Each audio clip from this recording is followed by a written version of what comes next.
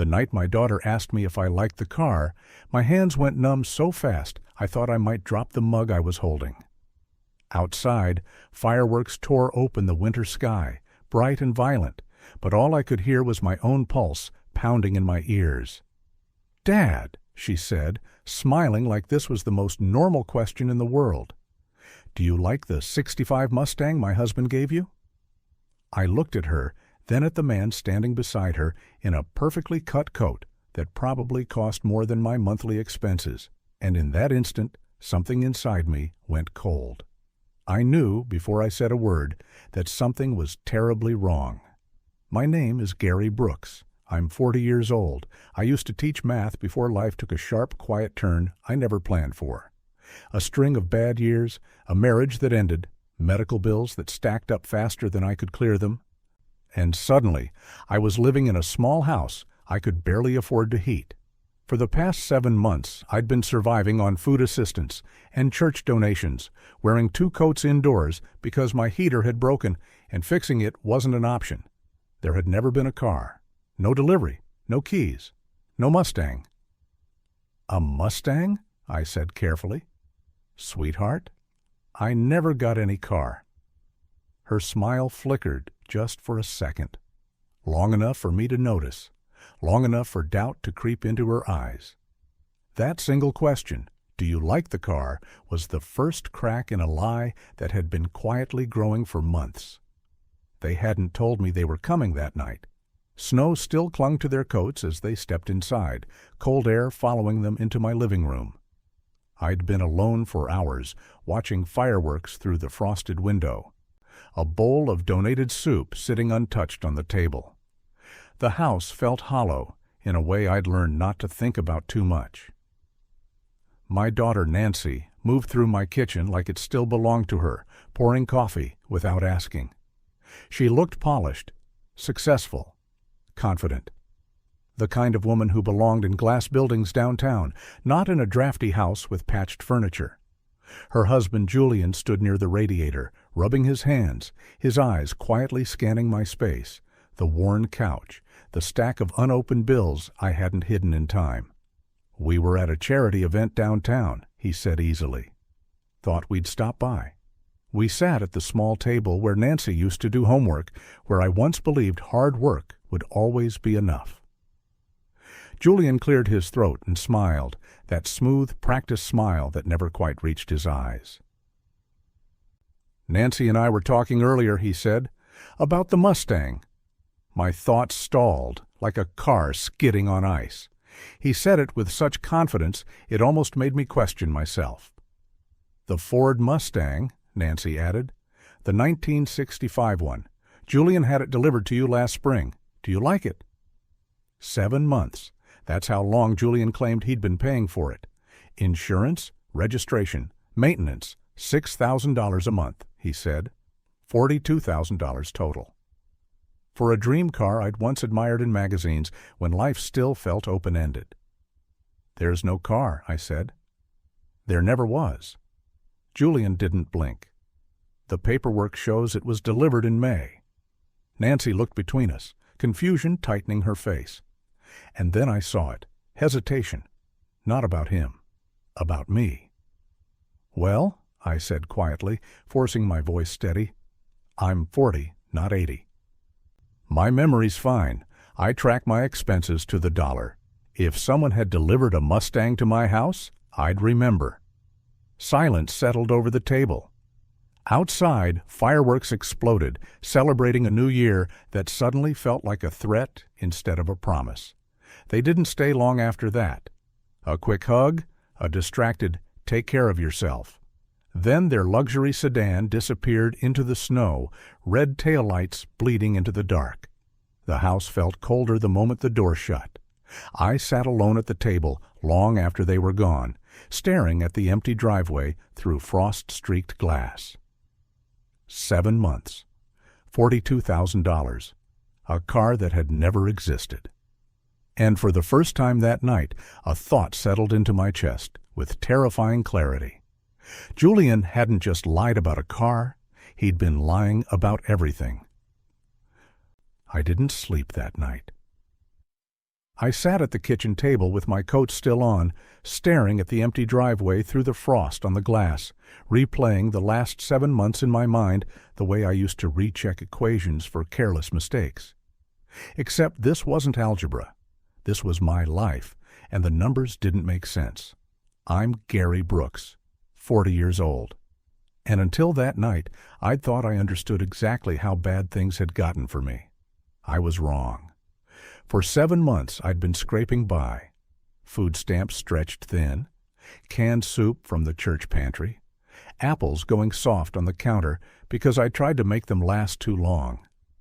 When the heater broke in October, I didn't call anyone. $800 might as well have been $8 million. I layered coats instead, slept under blankets, told myself it was temporary. Told my daughter I was fine every time she called. And while I was doing all that, Julian claimed he'd been spending $6,000 a month on me.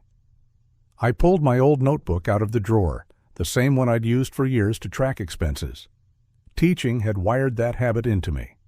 Dates, numbers, proof. I wrote the date at the top of a fresh page, and under it, one line that made my jaw tighten. 1965. Mustang, delivered May, $6,000 a month, never received. I flipped back through the months. May, June, July.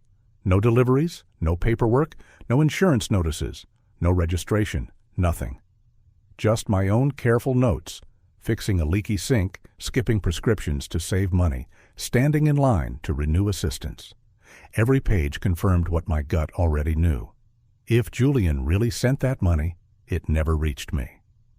The next morning, I walked to my bank, 12 blocks in the cold, my breath burning my lungs, my mind running through possibilities I didn't want to consider. Mistake, delay, miscommunication, anything but what this was starting to look like. The teller was polite, efficient. She pulled up my account and scrolled slowly, then more slowly. Her expression changed in a way that made my stomach drop. "There are no deposits like that," she said gently. "Only your regular income." I asked her to check again.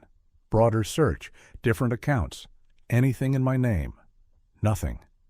I stood there gripping the counter, nodding like this was just another small disappointment, but inside, something cracked wide open. Julian hadn't just lied to my daughter. He hadn't just exaggerated. He'd invented an entire reality. When I got home, I didn't sit down.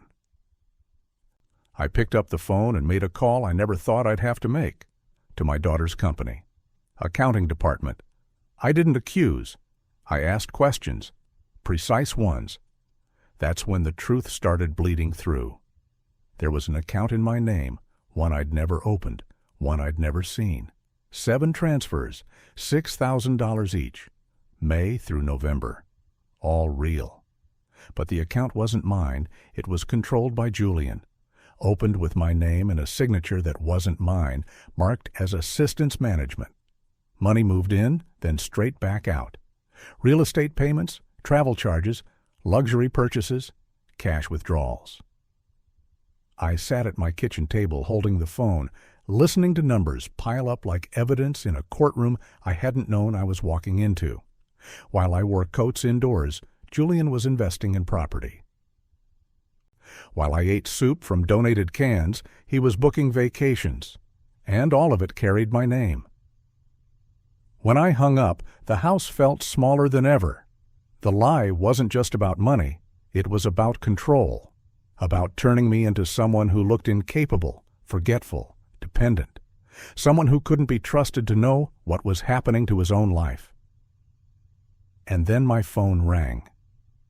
It was my daughter. She sounded worried, tense.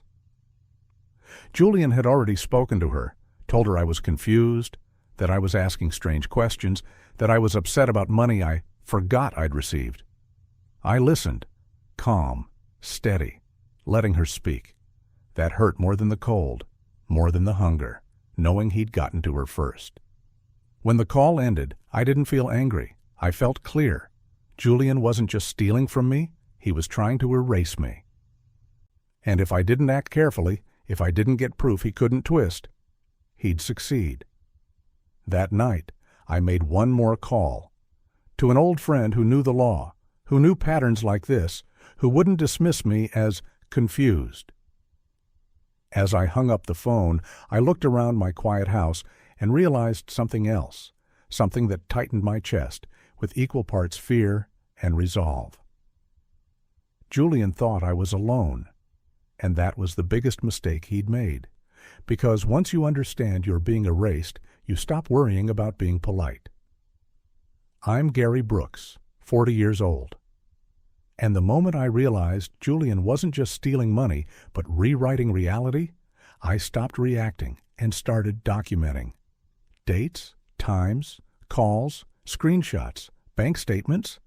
I treated my own life like a case file because that's what he'd turned it into. 2 days later, I sat in a quiet medical office taking a cognitive assessment I never should have needed. Memory tests, logic puzzles, pattern recognition. I answered everything calmly, methodically, the same way I taught students to slow down and trust what they knew. When the psychologist handed me the results, she smiled. "Your cognitive function is excellent," she said, "above average." I walked out with proof Julian couldn't argue with, and I sent it straight to my daughter. 3 hours later, my phone rang. It was Julian. His voice was smooth, measured, concerned. He congratulated me on the results, then immediately tried to undermine them, suggested more tests, specialists, subtle hints that decline could still be hiding beneath the surface. That's when I told him I knew about the account. Silence, then denial. Gaslighting. Accusations that I was paranoid, unstable, imagining things. The same tactics, just louder now. I hung up before he could finish. That night, someone knocked on my door. Not Julian, a man from the financial firm. He brought documents. Real ones, transfers, forged signatures, proof Julian had labeled me financially impaired to gain control, proof he'd spent nearly $50,000 using my name. And then came the call that ended everything. Julian tried to buy silence. He offered cash, threatened jobs, threatened health care, threatened ruin. He said all of it calmly, like extortion was just another business negotiation, and it was recorded. I didn't confront Julian immediately. I invited him to dinner. I wanted my daughter there. I wanted her to see him lie without realizing the floor was about to disappear beneath his feet. He walked into my house confident, smiling, playing the devoted husband, the generous son-in-law, complimented the food, touched my daughter's hand, told stories, acted like a man who believed he was untouchable. Then I asked about the car. Dates didn't line up. Details changed. The color shifted. The dealership slipped his mind. His confidence cracked just enough for my daughter to notice. I watched her face change in real time. Then the knock came. When the door opened and the evidence walked in, Julian didn't shout. He didn't argue. He froze. The recording played. Every threat, every offer, every lie. My daughter didn't cry at first. She just stared at him like she was finally seeing a stranger where her husband had been standing. He tried one last time, said I'd manipulated things, that I'd turned everyone against him, that I'd planned it, and that was when she asked him a single question.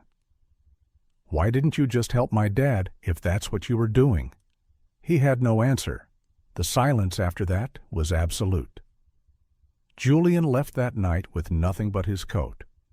The next morning, lawyers took over. Accounts were frozen, charges filed, stories unraveled. The truth moved faster once it was finally allowed to exist. My daughter stayed. We sat at the same table long after everything was done, the house quiet in a way that felt different now. Honest. She apologized, not dramatically, just simply. And I forgave her, not because the hurt was small, but because it mattered that she saw it. Weeks later, my heater was fixed. Groceries filled the fridge. Life stabilized. But here's the part people don't expect. Julian didn't lose because he stole money. He lost because he thought I was invisible. He thought being quiet meant being weak. That struggling meant I wouldn't fight. That questioning him meant confusion, not clarity. He was wrong. If there's one thing I know now, it's this. The most dangerous moment for someone who lies for a living is the moment the person they underestimated starts writing things down. And once I did, there was no story left for him to hide in.